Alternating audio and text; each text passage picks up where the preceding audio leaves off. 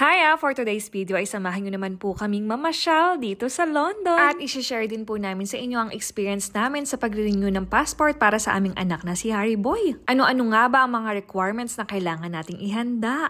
At kung saan-saan ba tayo pwedeng mamasyal na malapit sa Philippine Embassy? Mamaya ay iisa-isahin po natin yan.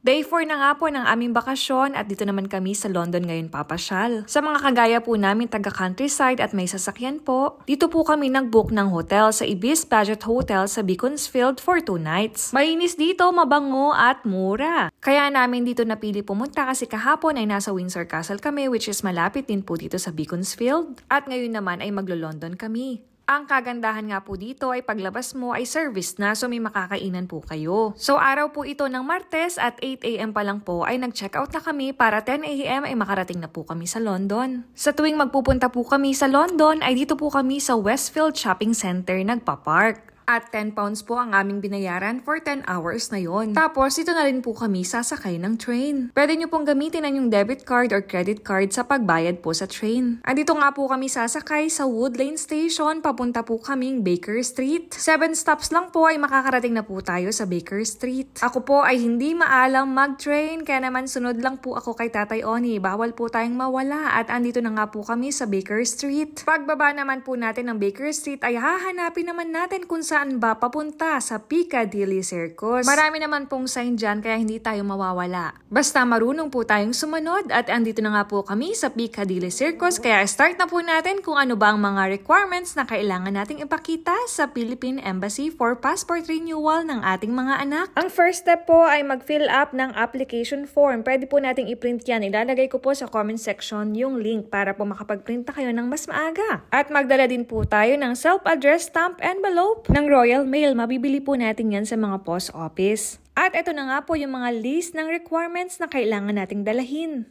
Una po ay original passport, photocopy of passport data page, PSA birth certificate po, original copy at photocopy po. And lastly po, yung data page po ng passport namin mag-asawa ay pinotocopy din po namin. Siguraduhin po natin na may dala tayong photocopy dahil wala pong photocopy machine sa Philippine Embassy at malayo-layo po ang inyong lalakarin kung kailangan nyo pong magpa-photocopy. Pagkababa po natin ng Piccadilly Circus ay maglalakad lang po tayo papuntang Philippine Embassy. I-google nyo na lang po at hindi ko na po kayang i-explain kung paano po makarating dito. At 10 AM na nga po kami nakarating dito at marami na pong tao. At dahil nga po may nakapagsabi po kay Tatay Oni na isa lang daw pong magulang ang pwedeng pumasok ay siya na lang po ang sumama.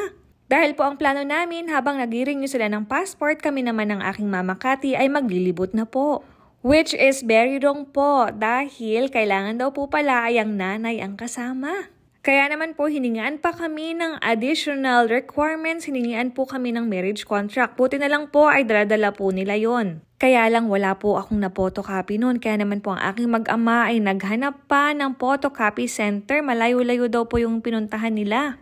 Dito po pala ay pwede pong walk-in lang. Monday to Friday po except holiday. Last time po ay nagpunta po kami dito ng holiday kaya nasayang po ang aming punta. At ang passport renewal fee po ay £55. Pwede po magbayad by card or cash po.